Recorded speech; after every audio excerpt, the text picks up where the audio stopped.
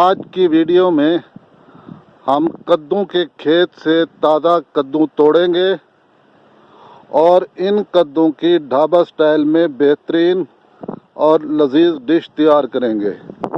तो चलते हैं कद्दू को तोड़ने की तरफ। ये देखें, यहाँ से ताज़ा कद्दू को हम तोड़ रहे हैं और यहाँ से तोड़ने के बाद हम इन कद्दू की तैयार करने के लिए कद्दू को बारीक ऐसे काट लेना है। कद्दू की सब्ज़ी 3 स्टेप के अंदर तैयार होती है। प्याज को डालकर और साबित हरी मिर्चों